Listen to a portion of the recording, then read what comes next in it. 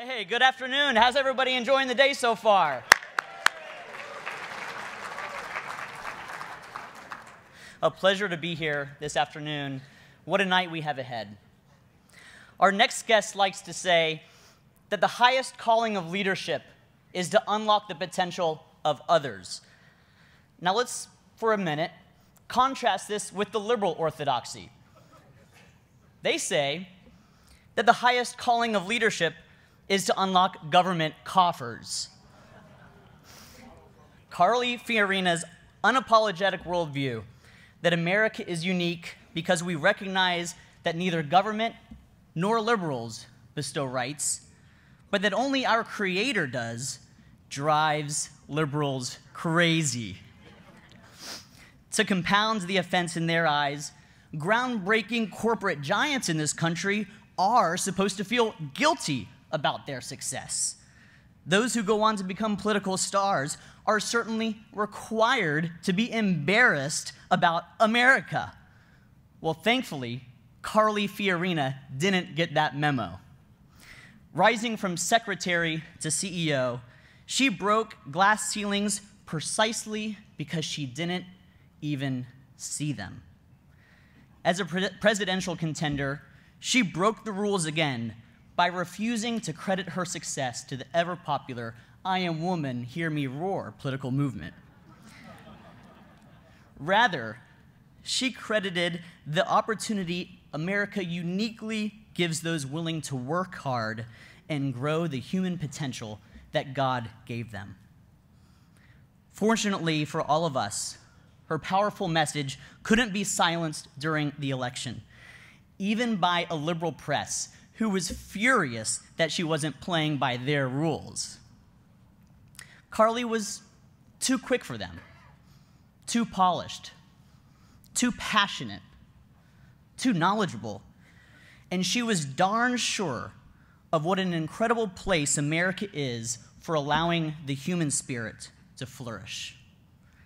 At Heritage, we're so grateful that she's on the national stage today, continuing to vigorously make the case in a way few can do as persuasively as Carly.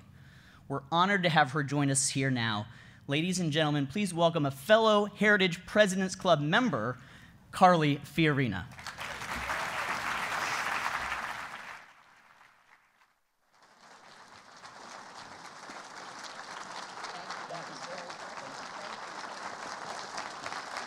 Thank you. Thank you so much. It is great to be with you. However, as a Virginian, I must apologize. This is not Amelia Island weather, is it? Wow, pretty miserable day, but what exciting times. What exciting times for our nation, and what exciting times for Heritage and for all of you who support this great organization. Because Heritage is obviously poised to continue to play a very key role in the opportunity that now is in front of our nation. It's always great to be with people, men and women like you, who know, who believe that each of us as citizens must play an active role, engage actively in the political process in order to create a more perfect union. I've traveled the globe for almost 50 years. I have seen business from the very small, the very bottom, the very local, to the very large, the very top, and the very global. I have led global charitable organizations and broken bread with people in the most desperate of circumstances. I've done policy and advisory work and dined with presidents and monarchs at tables that literally groaned under the weight of excess. And over the last 3 years, I have spent countless hours in American living rooms, dining rooms, kitchens, school cafeterias, VFW halls, Kiwanis clubs, even the Global Pork Congress. That's in Iowa, the Global Pork Congress. I've spent time in every state of our nation and discussed our politics and our problems, first as a leader of a political organization called Unlocking Potential, which focused its efforts on re-engaging women in the political process for conservative values, then as a presidential candidate, obviously, and finally over the last 9 months campaigning for other candidates up and down the ballot all across the nation. In other words, I have been very fortunate in my life to see a great deal and experience a great deal. I've often remarked that I learned the genius of our Constitution and the root of American exceptionalism not at law school. I dropped out of law school after less than a semester. I had the presence of mind to leave before the first exam. And I didn't learn it through the study of political science or government. Those of you who have heard me speak before know that I studied medieval history and philosophy, which is perhaps why I had to start my business career as a secretary. But I figured out, actually, why our Constitution is so unique and so important, why we are such an exceptional nation, by going to work and living life. I learned in the course of working and living that everyone has potential, far more than they realize. I learned that people can figure out how to solve the problems that impact them if they are given the opportunity, the tools, the training, and the support to do so. I learned that power concentrated for too long in too few hands is inevitably, always, power abused. I've also learned that progress, real progress, requires pragmatism, not perfectionism. Real problem solving requires prioritization. And perhaps most important of all, positive change demands a belief in possibilities rather than resentment over limitations. And so this afternoon I want to speak to you in praise of pragmatism and problem solving and a sense of possibility. This election, I think, in state after state, up and down the ballot, was a triumph of pragmatism. For all the pollsters and the pundits and the political professionals who are still expressing shock and outrage over the outcome of this election, from the White House to the sweep of Republicans in the State House across the nation, I remind them of a consistent finding of Gallup, which I may have spoken about actually in Amelia Island. 80% of Americans, 80% of us, have grown to believe that the federal government is incompetent, corrupt, and allows problems to fester. In other words, 80% of the American people have decided year after year after year the status quo isn't working anymore. 80% of the American people also believe that we've grown a professional political class and a whole industry around that political class that have come to care more about their own power, position, privilege, prestige than on doing the people's work. 80% means virtually everybody. 80% means men, women, young, old, rich, poor, Democrats, independents, Republicans, people from every walk of life and every ethnicity. Things aren't working very well anymore. The status quo may work for some, but it is failing far too many. Most people didn't see their lives getting better. In fact, most people felt, I saw this, sensed this, heard this all across the country for the last 3 years. Most people have felt as though they are losing power. They feel a growing sense of powerlessness over their own lives and very little opportunity to solve their own problems, although they know what it takes. I've met these people. I've met the coal miner or the farm worker who see their jobs and their livelihoods taken away by their own government through excessive regulation. The single mom who's dependent on food stamps for her kids but really wants to work 40 hours a week instead of 20 hours a week, but finds that instead of those programs helping her move forward, that they've tangled her life up in a web of dependence from which she cannot escape and which has lasted for generations. The system that was designed to try and help her is instead forcing her to take 2 steps back for every step she tries to take forward. I've met the veteran who feels so powerless trying to navigate his way through a Byzantine bureaucracy, or the dishwasher who became the restaurant owner. He owned 5 restaurants, as a matter of fact. He should be feeling at the height of his success, and yet he felt as though he was just hanging on every day to stay in business. the drug addict I met on a street corner who had finally found a rehab program that worked for him, and yet that program was closing its doors in less than a month due to lack of funding. This election, Americans had a pragmatic response to their realization that they were losing power and not moving forward anymore. They said, we need change. We need to smash the bureaucracies that have soaked up too much money and concentrated too much power for too long in too few hands. We need, they said, to restore more power where it belongs, in states, in communities, in families, in citizens, in businesses. We need to vote for people who actually believe in us and who believe in citizen government, not just more big government. And so, they spoke resoundingly from the White House to the State House. Americans know it's not going to be perfect.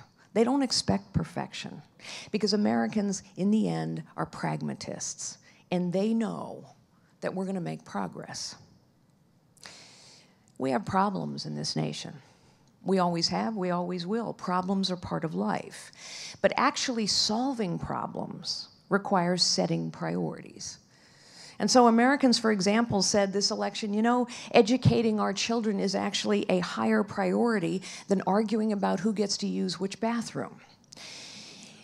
This is not a sign of disrespect or intolerance for anyone. It is rather a common sense admission that priorities matter.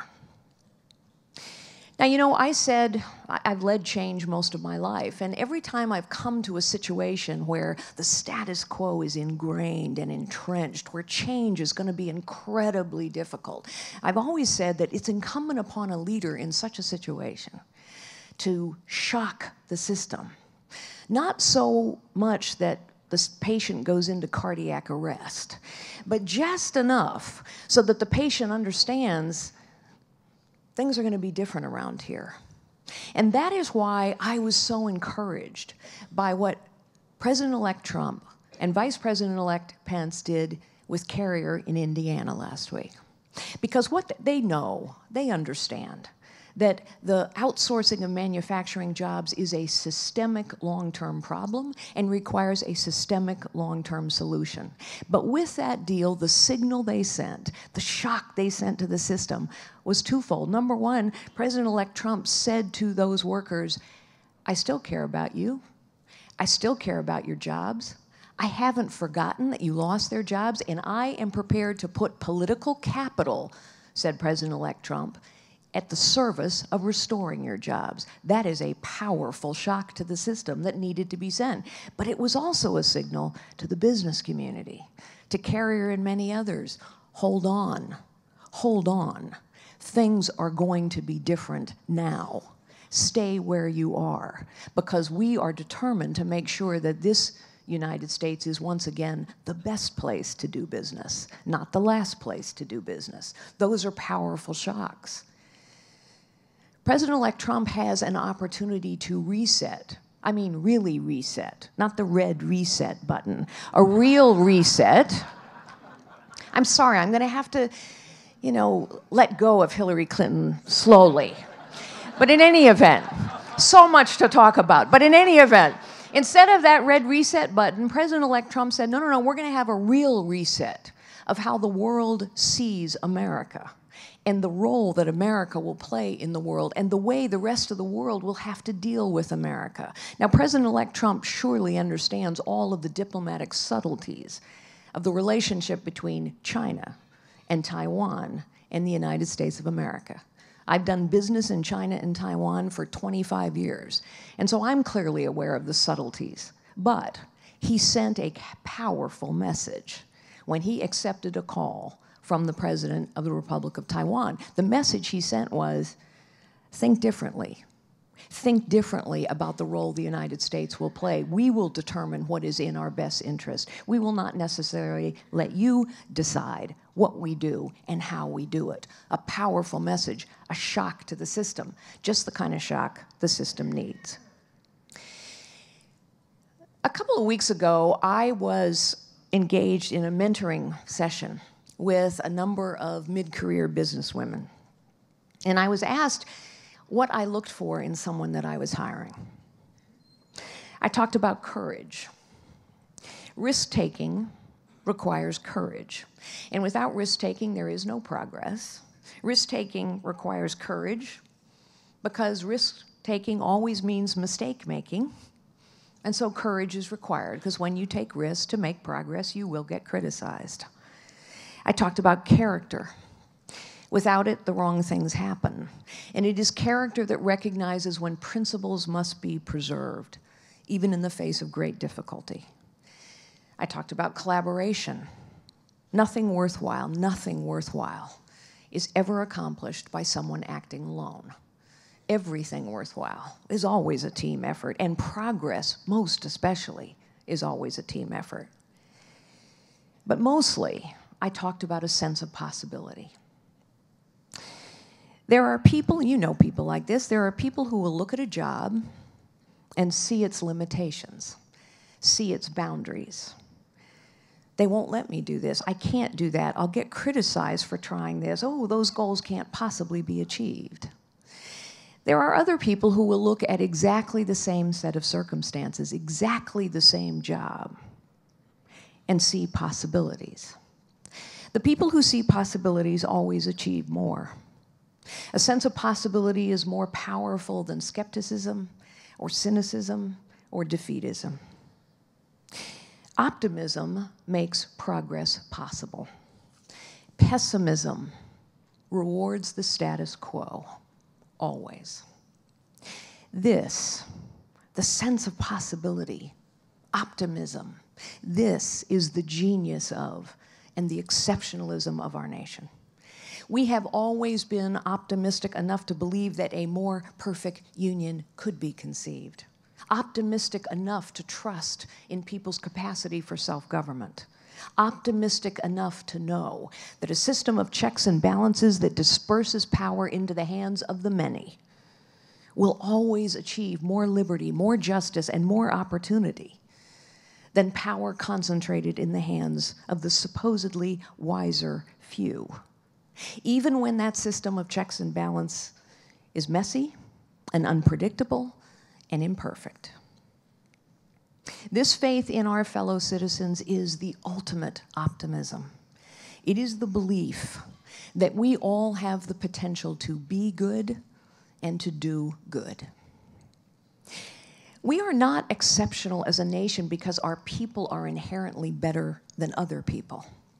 Human nature is pretty much the same the world over, although, of course, values differ and culture differs.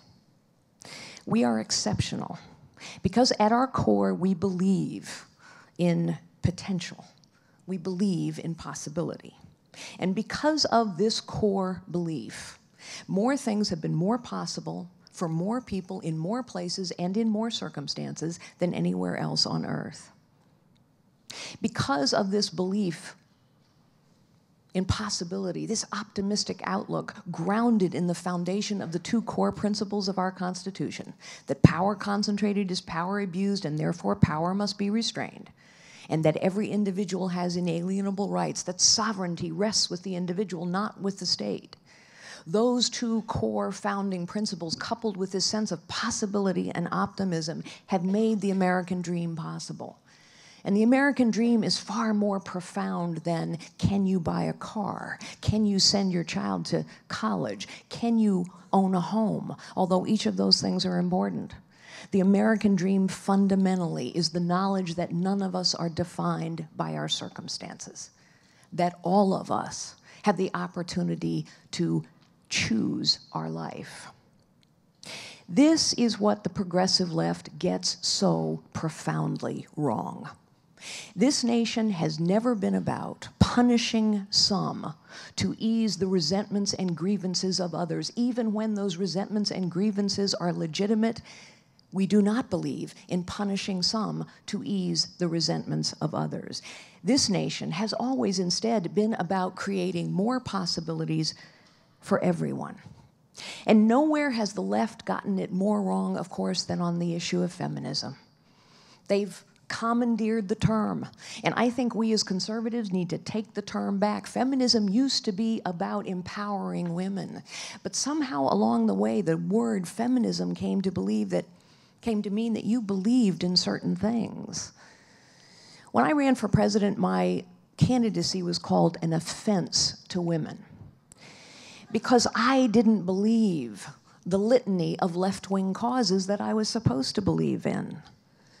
Somehow along the way, women had to think a certain way to be feminist. Well, here's my definition. Let's retake the term. My definition of a feminist is this. A feminist is a woman, any woman, who uses all of her God-given gifts and lives the life she chooses on her own terms.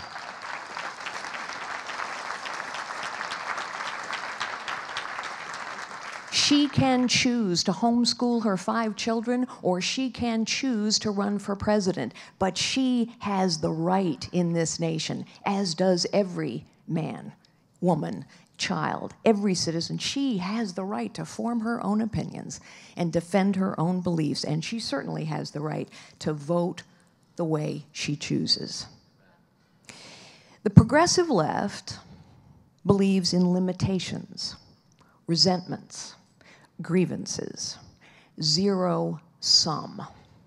They believe some must lose in order for others to win. Some must be punished so that others can make progress. And only government, according to the progressive left, only government, only the wise few can adjudicate between competing grievances and decide who wins and who loses.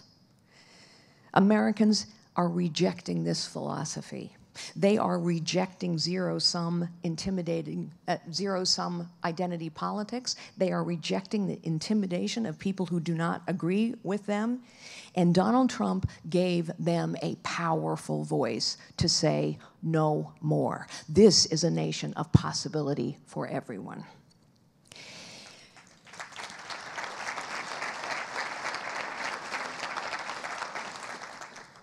As Americans focus on, frankly, what we've always focused on, but somewhere along the way, some of our left-wing politicians forgot it. Americans focus on progress and pragmatism and problem solving and priority setting. I think this group, this organization, have a very special responsibility. Heritage Foundation has always been a place where people came for the best of our ideas, the best of our principles, the best of our policies to lift people up regardless of their circumstances and to reestablish when necessary, American leadership around the world. And you, as supporters of this extraordinary organization, have a special opportunity as well. We have figured out, the American people have figured out, all up and down the slate, whether it's local officials or the White House. The American people have figured out that asking the federal government to solve every problem does not work. It just creates new ones. The American people have figured out that identity politics and zero-sum progressive left tactics don't work. We have remembered that people closest to the problem usually understand how to fix them.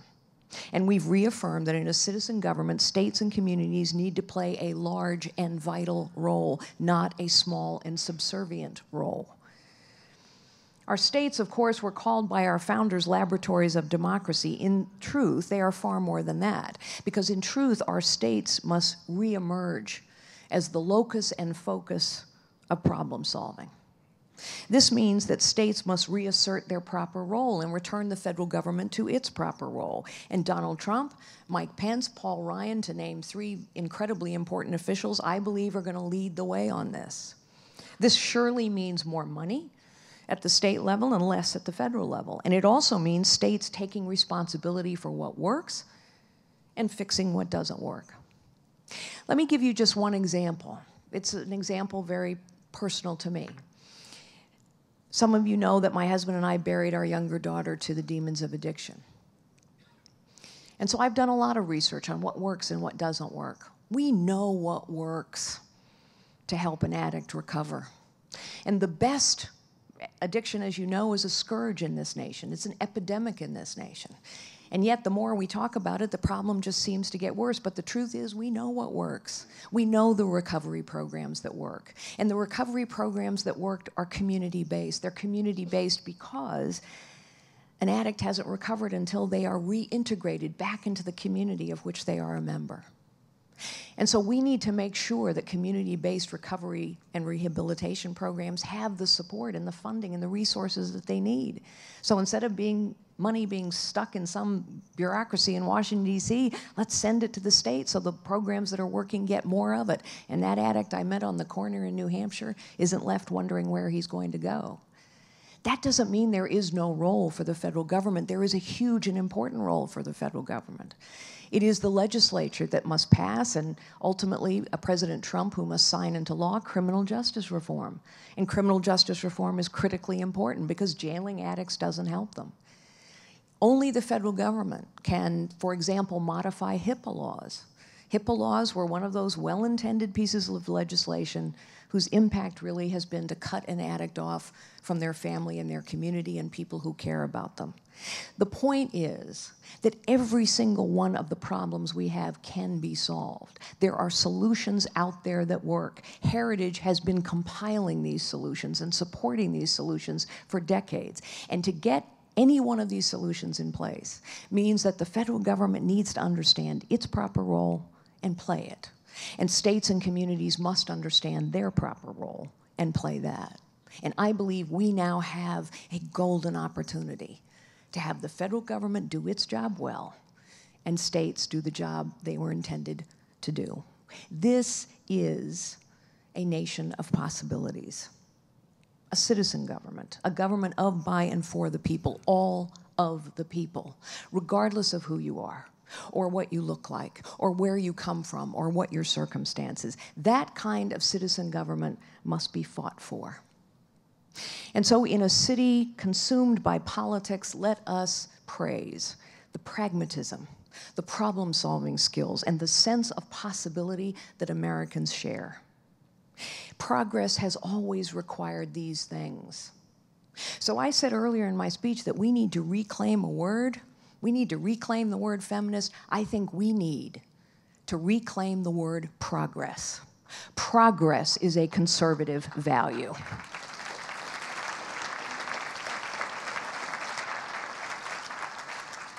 Progress is a conservative value. Progress always requires pragmatism and problem solving and a keen sense of possibility and limitless optimism. We have achieved so much in our nation's history, but there is always more progress to be made. Heritage, I know, will continue to lead the way under the fantastic leadership of Jim DeMint and with all of your support.